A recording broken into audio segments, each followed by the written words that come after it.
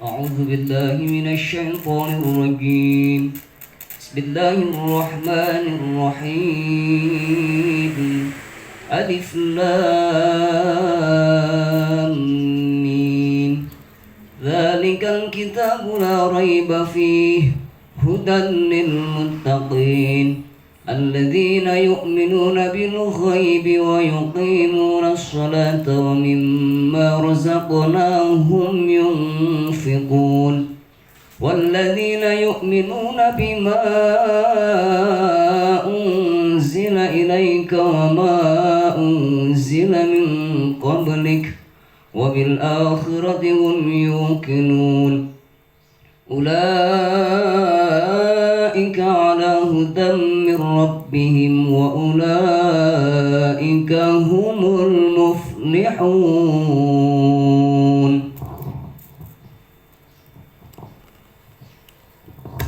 Bismillahirrahmanirrahim. Alif Lam Mim.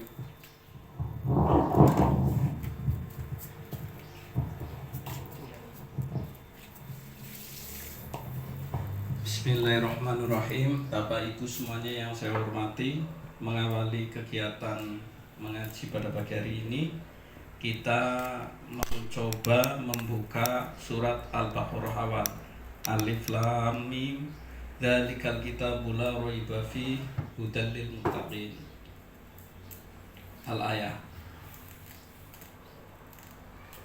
Memahami surat Al-Baqarah ini, mari kita mencoba membaca Al-Quran sebagaimana kita membaca novel.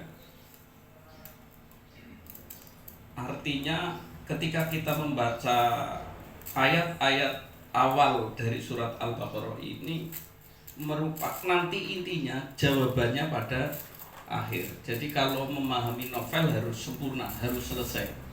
Begitu pula kalau kita membaca Al-Quran, diusahakan harus selesai. Yang paling mudah, para pendahulu kita sudah memberikan ruku ain, ya, ain satu ruku itu kalau kita gambarkan sebenarnya seperti satu alinea. Jadi seringkali dulu kita mengaji itu dari ruku ke ruku, dari satu halaman ke halaman yang lain, tapi sebenarnya yang paling mudah dari ruku ke ruku. Jadi biasanya satu ruku itu satu pemikiran, satu alinea. Jadi bisa disimpulkan kalau satu ruku biasanya sudah ada satu kesimpulan. Mengawali surat Al-Baqarah ini, Bismillahirrahmanirrahim, diawali dengan Alif Lam Mim. Dalam tafsir disebutkan Allahu a'lamu bimuradihi. Sing cara Gus Bahagia kurang tanggung jawab. Jadi yang paling mudah ya dzalikal kitabul la raiba fihi, ya Allahu a'lamu bimuradihi umpamanya. Tapi memang Alif Lam Mim ini banyak. Seperti mungkin ya, seperti kata halo, hai, dimaknai apa? Kalau subjek, predikat, objek itu menjadi sulit. Hai. Tapi kalau Alif Lam Mim artinya apa ya? Saya nggak tahu. Yang pasti banyak para penafsir menafsirkan banyak hal ya tentang Alif Lam Mim. Sebenarnya ada huruf-huruf fawaatihus suwar, huruf-huruf yang membuka Al-Quran. Alif Lam Mim. Dzalikal kitabu la raiba fihi.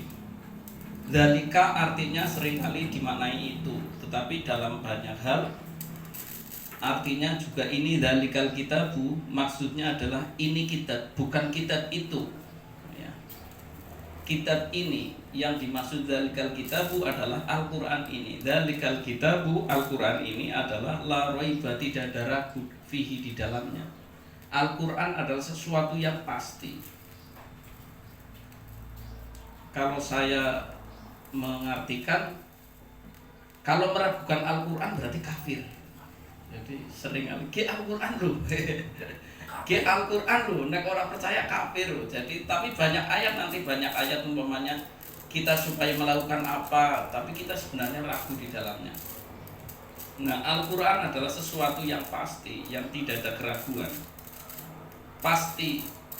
Karena sesuatu yang pasti, maka hudan sebagai petunjuk bagi siapa? Lil muttaqin, bagi orang-orang yang takwa. Kalau kita takwa, Al-Quran adalah satu-satunya petunjuk yang pasti. Apapun dalam kita bersikap dalam hidup ini kembali pada Al-Quran lah, daripada orang apa-apa angel temen suka maca Quran. Urip sedih jajal sepisan-pisan memakai Al-Quran, fatahajjat bihi nafilatan laka asa ayat ma'asa karobuka maqama mahmuda. Umpamanya itu ya. Jadi umpamanya. Jadi apa iya betul sholat tahajud itu ngasa ayam ngasaka, semoga Allah memberikan sesuatu ya, mengutus sesuatu ayam ngasaka robuka maqama mahmuda, memberikan tempat yang mulia. Jadi kalau kita ingin hidup yang mulia, mestinya ya sholat tahajud. Walaupun belajar itu ya penting, ya berusaha penting. Saya termasuk salah satu orang sing cita-citanya jadi PMS, tapi alhamdulillah sampai hari ini belum ada SK. Dulu saya pernah ada pendataan, saya tidak percaya. Apa iya pendataan saja bisa jadi PNS? Tes saya angel. Saya tes 3 kali nggak lulus. Nah, saya tidak ikut pendataan. Nah, waktu teman-teman mau diangkat, saya usul. Dan ini orang main dulu, orang mulai data. Jadi ingin sesuatu tapi tidak menjalankan syariatnya. Jadi kita kan sering seperti itu ya, mengharapkan sesuatu tetapi kita tidak mau jeripayahnya. Padahal jeripayahnya hanya mengumpulkan data. Jadi untuk para pekerja ya, buruh gitu, tapi untuk buruh migran gitu, para buruh seperti Kulo Panjenengan Sedoyo ya, malah justru data ini lebih penting. Dzalikal kitabul la raiba fihi hudan lil muttaqin. Intinya kembali, Al-Quran adalah sesuatu yang pasti, yang tidak ada ragu di dalamnya. Al-Quran pasti, maka tidak meragukan. Karena sesuatu yang pasti, hudan lil muttaqin. Hale, cara pondoknya, hale dadi pituduh lil muttaqin kate wong kang padha takwa. Lalu siapa yang dimaksud dengan orang-orang yang bertakwa? Atau kalau yang paling mudah, siapa yang namanya orang yang bertakwa? Kemudian alladzi la yu'minuna bil ghaib. Atau kita lebih memahami siapa yang mau menjadikan Al-Qur'an sebagai petunjuk itu siapa saja. Nah, Allah memberikan definisi-definisi ya. Alladzi la yu'minuna bil ghaib. Yang pertama, hanya orang yang percaya pada alam gaib, hanya orang yang percaya pada surga, hanya orang yang percaya pada neraka. Itu orang-orang seperti itu aja yang bisa menjadikan Al-Quran sebagai jalan hidupnya. Maka kemudian kalau saya mengatakan lah urip sedih-sedih temen, yuk pada memujid bae turunan, karena kalau itikaf itu menjadi sulit. Yuk turun nang masjid, masa turun prok lu ya patut-patut sholat sunat rong rakaat itu maksudnya. Jadi sebenarnya pekerjaan-pekerjaan yang ringan, tetapi menjadi sesuatu yang berat, nek dipikirna serius ya, dipikirna segar ngaji sing kepriyon angel temen. Ki ngaji pokoke Quran dibuka, dibaca. Satu hari satu ayat katakan. Saya katakan tadi, Al-Quran itu mengasihkan, dibaca tidak ada habisnya. Wong sing bodoh karo wong sing pinter itu membaca Quran lebih lama membaca orang yang pandai. Semakin pandai semakin lama membaca Al-Quran. Karena asik dibaca, ayat ini dihubungkan dengan ini menjadi suatu cerita. Alladzina yu'minuna bil ghaib. Yang pertama adalah orang-orang yang percaya pada alam gaib tadi, surga, neraka, siksa dan lain sebagainya, siksa kubur. Tanpa kita yakin seperti itu, ya tidak bisa kemudian hati kita condong pada Al-Quran. Wa yuqimuna sholah. Yang kedua, orang yang mendirikan sholat. Nah, siapa wong sing bisa sholat? Ya tak mau nek orang percaya karo alam gaib ya sulit. Kuncinya iman pada Allah. Bahkan nanti dari surat awal ya, dari Al-Fatihah sampai Qul a'udzu birabbil nas itu sangat jelas. Jadi Al-Quran itu hampir semuanya itu cerita tentang surga neraka, alam semua, semuanya. Mau cerita baik disimpulkan balasannya surga, menjadi orang yang tidak baik, menjadi orang yang jahat, nanti disimpulkan hidupnya akan dibalas dengan neraka. Jadi mau tidak mau seperti itu. Jadi memahami Al-Quran, tadi saya sebagai pengantar, mari kita membaca Al-Quran, memahaminya sebagaimana kita membaca novel. Kalau tidak habis, itu penasaran. Enggak, ini jawaban akhirnya di mana? Jadi seperti itu. Membaca Al-Quran itu ya jadikan asik lah. Untuk menjadi asik, bagaimana kita mencoba memahami artinya. Tuk sending. Apa ngerti kabeh artinya ya ora. Ya tidak ada orang yang hampir sulit memahami Al-Quran, karena bahasa Al-Quran semuanya pakai, katakan Arab saja asing. Arabnya itu nanti ada su'ubiyah, ada Arab dari mana, itu kan sulit sekali. Sama-sama bahasa Jawa, ndraeng orang mesti ngerti, Mas. Iya, orang mesti. Jadi dalam Al-Quran sama nanti ya, ada ini di i'rab sulit itu ya. Kalau di tasrif itu ini sulit, ini apa jenis. Jadi seperti mana wasalwa ini. Mana salwa di hitung bahan belalang umpamanya, kan sebenarnya mana-mana yang sulit ya, tapi ya sering kalau yang sulit ya dimaknai dengan mana wasalwa umpamanya seperti itu. Tapi intinya mari kita mencoba membaca Al-Quran awal dari akhir, itu awalnya pendahuluan untuk memahami suatu persoalan, jawabannya nanti di akhir, pertanyaan-pertanyaannya di awal. Al-Baqarah ini diawali dengan keimanan. Setelah keimanan nanti 2 ayat 1 sampai 5 ini orang mukmin, 6 7 berarti orang kafir. Nanti surah orang munafik itu panjang. Yang keterangan munafik itu panjang. Nah, ketika kita menceritakan munafik nanti lucu. No, ini saya lakukan, no. Jadi enggak perlu kita menunjuk orang munafik, orang perlu, tapi yang lebih penting adalah apakah diri kita sudah sesuai dengan apa yang ada dalam Al-Quran.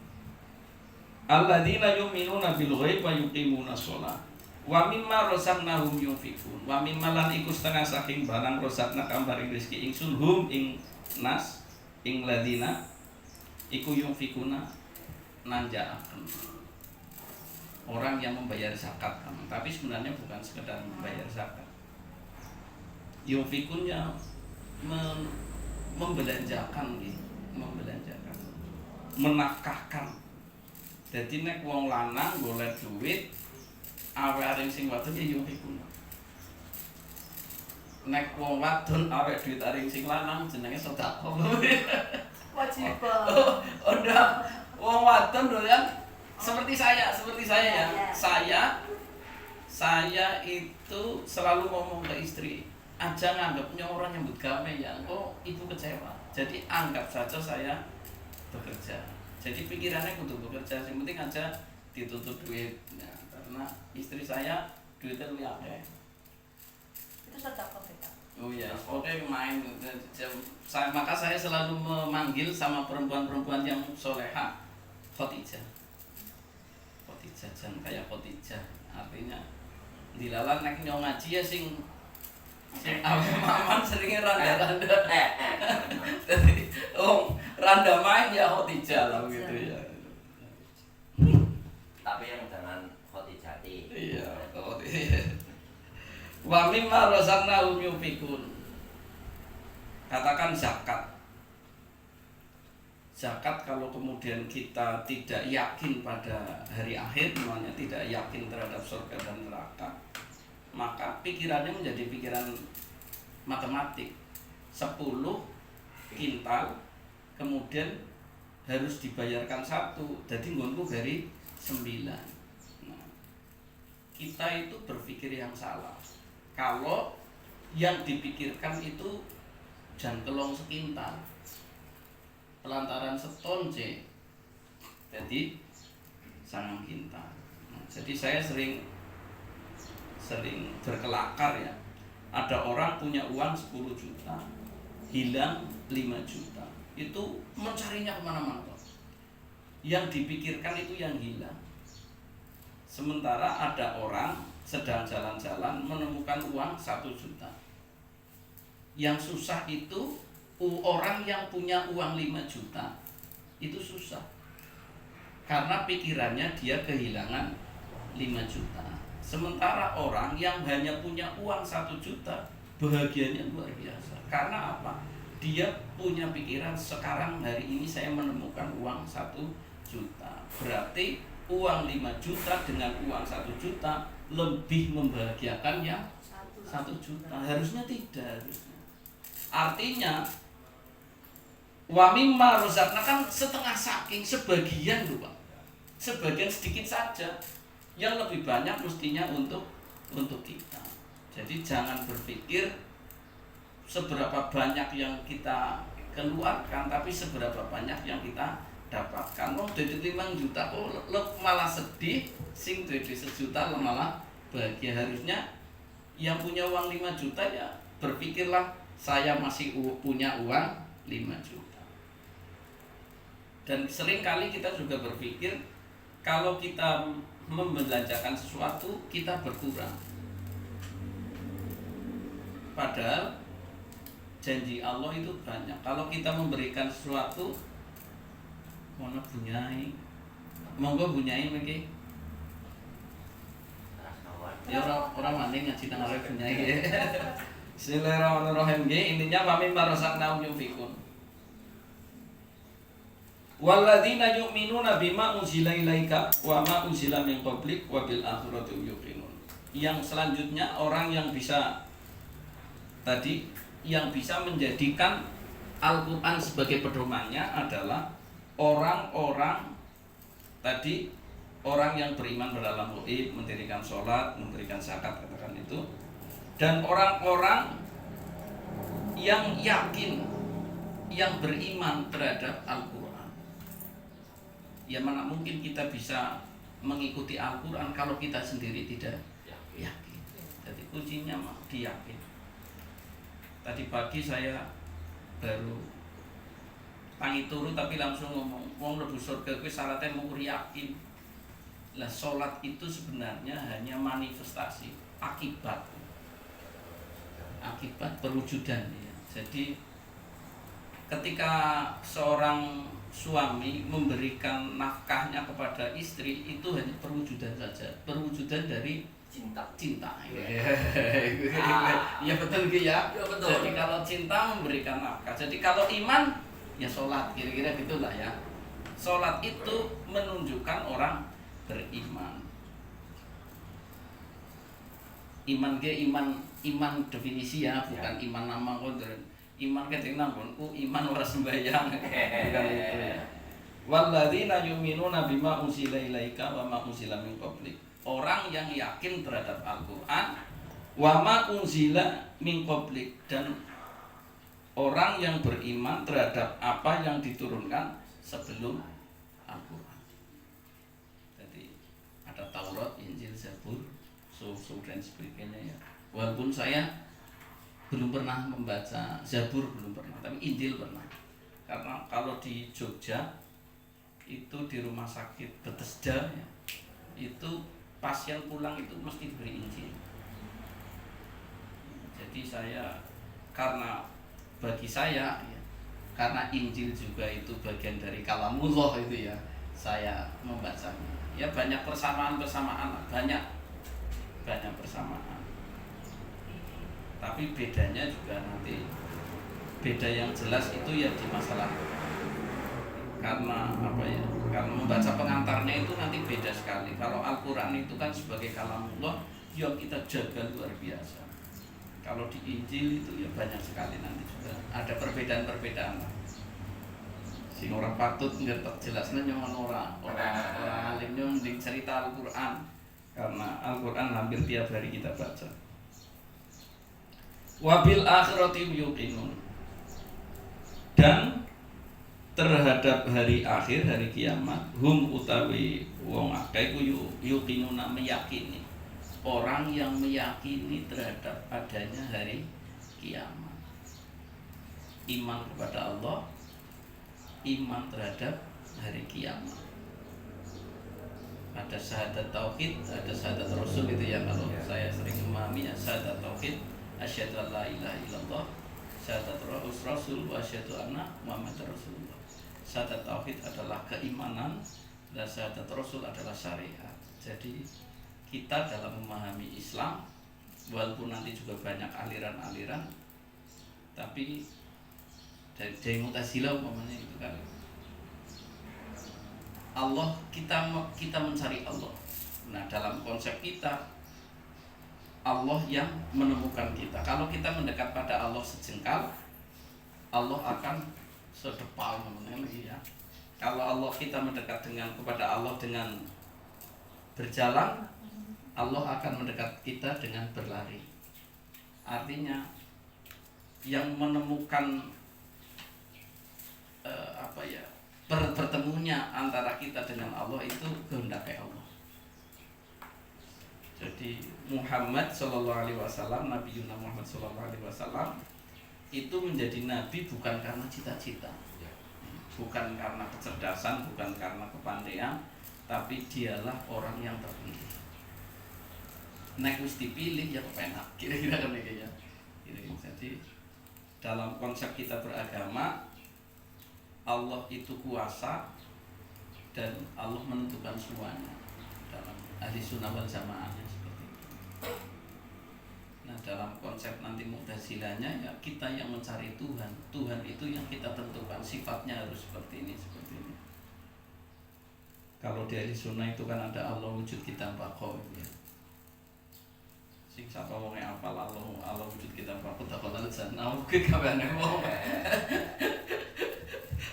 Tapi yang main Allah wujud kita baqo kalau yang mungkin saya juga hafal itu. Naik nabi berarti nggak kita turun awam ya. Nah, itu. Waladzi dari mana? Wabil akhirati yuqinun. Ulaika ala hudan mir rabbihim. Tingapurane ki nek dawat sendeke ora benar ya. Tapi memang saya modelnya seperti itu. Ulaika ala hudan mir rabbihim wa ulaika humul muflihun. Jadi kalau yang 7 ketukan itu saya ngajinya itu harus ngingkat ulah. Saya ngajar-ngajinya sama. Ulah senajannya untuk Ustaz. oh iya. Tapi saya sudah komitmen saya udah cerita sama istri mben tuan arep ngapa pun jajal tuan nek arep pasar ya tukokna pasar kasih kini cil ya men kon mben tuan wis duwe pasar apa arep nyawa lah istri saya bingung lajan nyok manut bae lah karo bapake lah oh nek manut karo aku yang ben tuane mulang ngaji bae sing kepenak Al-Qur'an nang ndi anak. Nah, istri saya jawab, "Tapi nyok ora bisa mulang ngaji, Pak. Wong teh 10 tahun lho." Yang ngaji keciki, engko nek wis 10 tahun wis patut dadi bunyai. Oke, begitu bunyai ya. Bunyai ini bunyai kita, tapi saudara saya. Bunyai. Jadi ulaika ala hudan mir rabbihim wa ulaika humul muflihun.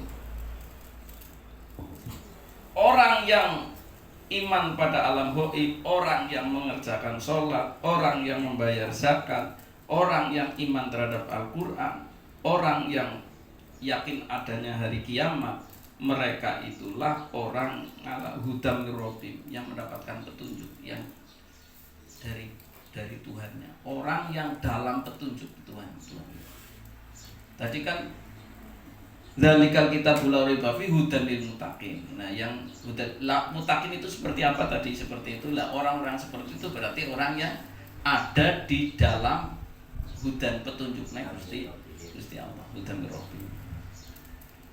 Jadi nek ana wong, ya Allah tunjukkanlah saya ke jalan yang lurus, tunjukkan. Dia nek kepengen jalan yang lurus ya bisa Al-Qur'an, wong dadak bingung. Tunjukkanlah iya apa baca Quran. Wong wis dinek petunjuk kok orang baca Quran, gitu ya. Kira-kira seperti itu kira-kira. Jadi kalau kita ingin petunjuk, udah. kembali kepada Al-Quran karena petunjuknya di situ. Nah, ihdinas siratal mustaqim namanya. Ihdinas siratal mustaqim. Tunjukkanlah saya jalan yang lurus. Nah, siratal mustaqim maksudnya apa? Siratal ladzina an'amta alaihim. Itu sejarah. Jadi sejarahnya orang-orang yang diberi petunjuk oleh Allah. Ghairil maghdubi alaihim waladdallin, yang bukan orang-orang yang tersesat, katakan. Ya, juga sejarah lagi. Jadi kalau kita ingin sesuatu, katakan belajarlah dari sejarah. Nek Soekarno berarti jas merah, jangan sekali-kali sejarah. Wa ulaika humul muflihun. Orang yang mendapatkan tadi, orang yang menjadikan Al-Qur'an sebagai petunjuk, maka orang itulah yang beruntung. Jadi kalau kita ingin selamat, menjadi orang yang selamat, orang yang beruntung, ya jadikan Al-Qur'an sebagai pedoman hidup. Cukup itu. Cukup ya, cukup. Karena cukup ya sudah, saya cukupkan sekian. Wassalamualaikum warahmatullahi wabarakatuh. Waalaikumsalam warahmatullahi wabarakatuh. Wah, bisa kayak Ustadz main.